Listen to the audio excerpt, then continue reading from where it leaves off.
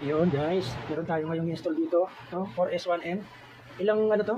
32 mm. Wow. Dito sa install guys sa SA, Yamaha SA. Pero stock ano lang to, no? Stock engine. Stock engine. Carb lang upgrade niya. Carb lang. Alright. Yung gagamitin mong ano diyan, jettings, yung kung ano yun nandyan. Yes, tuning ko lang. Sa tono na lang, tutunuhin naman eh. Maganda na dito para sa 180 eh. Oo, at least nauna na yung ano carb. Pagka na-install yung block, another tune naman. Tune na naman. Oo, siyempre. Ano, ito yung, wala ka bang ginalaw dyan? Wala. As is lang yan, pagkasalpak mo. Yan na yung performance. Kasi nga, Out of the box. testingin lang natin. One click lang, ano?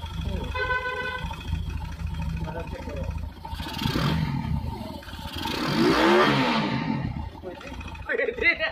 32 mm yan eh.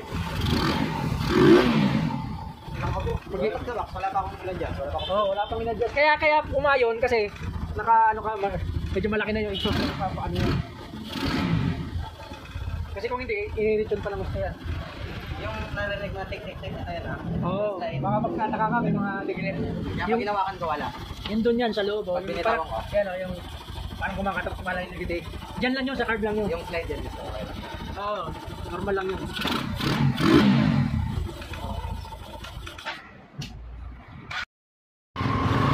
Hindi natin.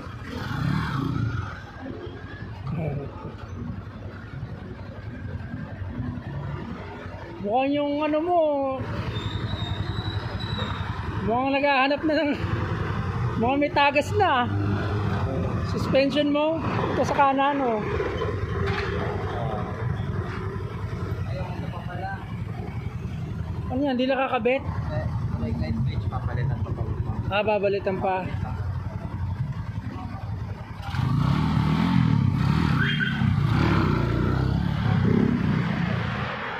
Yung ano, nakakap pa.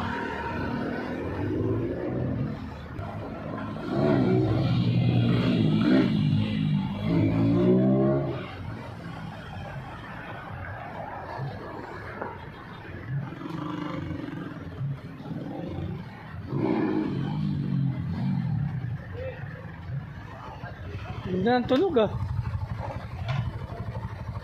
Ikaw sir, testingin mo. Okay lang. Huwag ka lang lalagpas doon. Dito lang.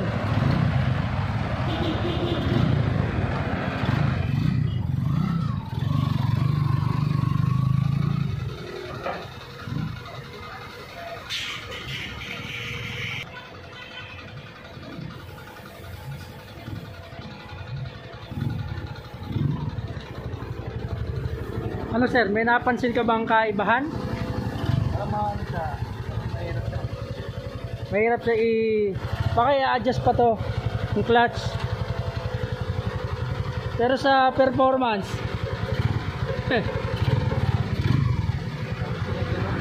ayan, iakit pa yan kasi nga yung papalitan pa yung brake light. Sanay ako sa ano? Sa mataas. Oo, in-adjust niya kasi kanina eh.